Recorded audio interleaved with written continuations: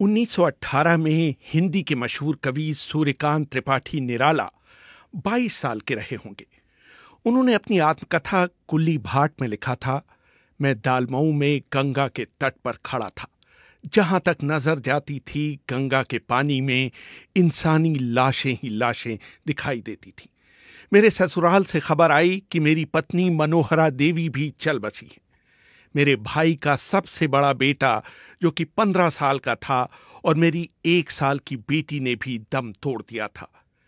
मेरे परिवार के और भी कई लोग हमेशा के लिए जाते रहे थे। लोगों के दाह संस्कार के लिए लकड़ियां कम पड़ गई थी। पलक झपकते ही मेरा परिवार मेरी आंखों के सामने से गायब हो गया था। मुझे अपने चारों तरफ अंधेरा ही अंधेरा दिखाई देता था। अखबारों से पता चला था कि ये सब एक बड़ी महामारी के शिकार हुए थे। निराला का परिवार ही नहीं, भारत को आजादी दिलाने वाले महात्मा गांधी भी लाखों लोगों की तरह इस जानलेवा बीमारी स्पेनिश फ्लू के शिकार हो गए थे। गांधी की पुत्रवधू गुलाब और पोते शांति की मौत भी इस बीमारी से हुई थी। अगर गांधी इस बीमारी से न ठीक हुए होते तो शायद भारत की आजादी की लड़ाई का इतिहास दूसरे ही ढंग से लिखा जाता। इस महामारी ने करीब 1,80,00,000 भारतीय लोगों की जान ले ली थी। कहा यह भी जाता है कि मशहूर उपन्यासकार प्रेमचंद भी इस बीमारी से संक्रमित हुए थे।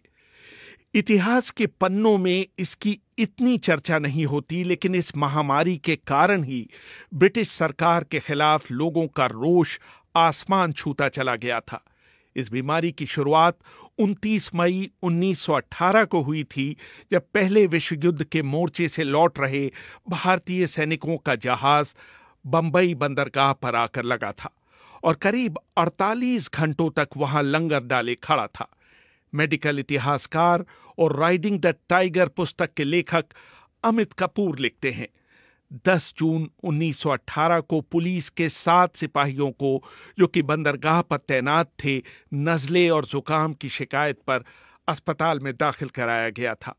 ये भारत में संक्रामक बीमारी स्पेनिश फ्लू का पहला मामला था। तब तक ये बीमारी पूरी दुनिया में फैल चुकी थी। एक अनुमान है कि इस बीमारी से पूरी दुनिया में 10 से 20 करोड़ लोगों की मौत हुई थी।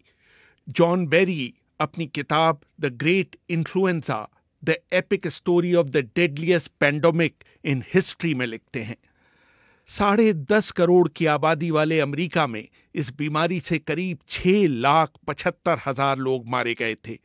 1918 में इस बीमारी से पूरी दुनिया में इतने लोग मर चुके थे जितने पहले किसी बीमारी से नहीं मरे थे।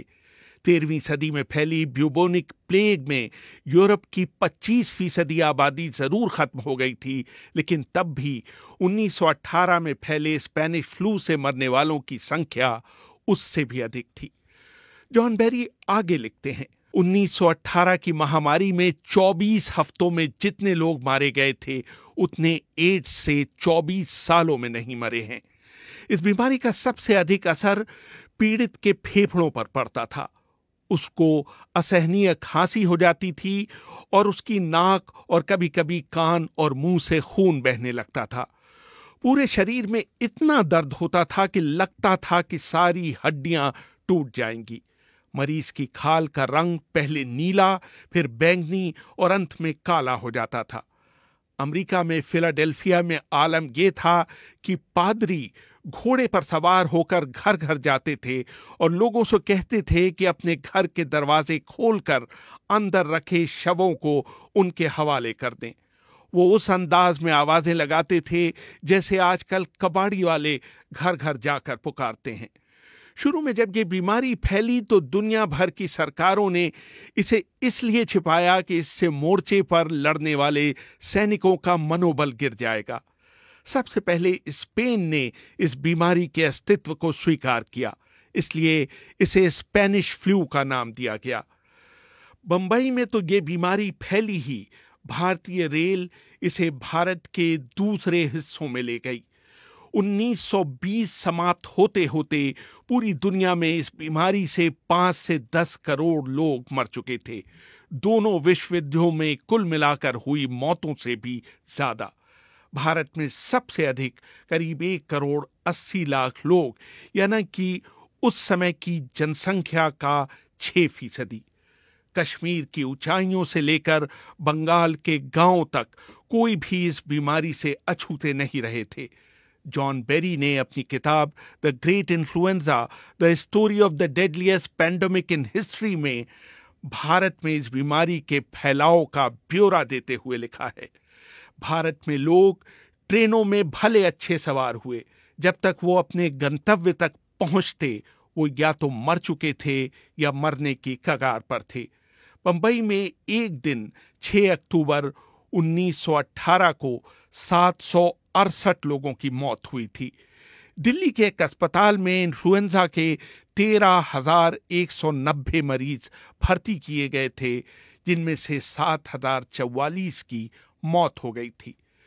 ब्रिटेन में जहां इस बीमारी से मृत्यु दर 4.4 प्रति हजार थी, भारत में ये दर 20.6 प्रति हजार थी।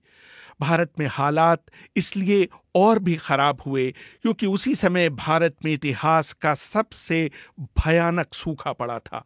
भूख से शरीर की आरोग्य क्षमता कम हो जाती है, इसलिए ये फ्लू भारतवासियों के लिए और घातक साबित हो रहा था।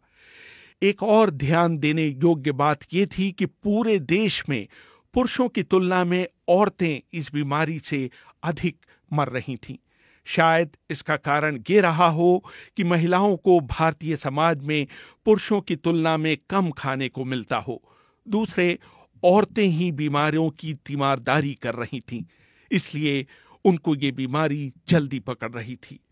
भारत के 120 साल के आर्थिक इतिहास में 1918 का साल सबसे बुरा साल था। भारत की विकास दर 0 से कहीं नीचे -10.8% चली गई और मुद्रास्फीति ने पिछले सारे रिकॉर्ड तोड़ दिए। इस बीमारी ने भारतीय अर्थव्यवस्था को बंगाल के सूखे और विश्व युद्ध से भी कहीं अधिक प्रभावित किया। भारत की जनगणना के इतिहास में सिर्फ एक बार 1911 से 1921 में हुआ है कि देश की जनसंख्या पिछले 10 वर्षों की तुलना में कम हुई हो। ये कहना शायद गलत नहीं होगा कि इसमें सबसे बड़ी भूमिका स्पेनिश फ्लू की थी। मार्च 1920 आते आते इस बीमारी पर नियंत्रण पा लिया गया था। रेहान फजल, BBC, दिल्ली।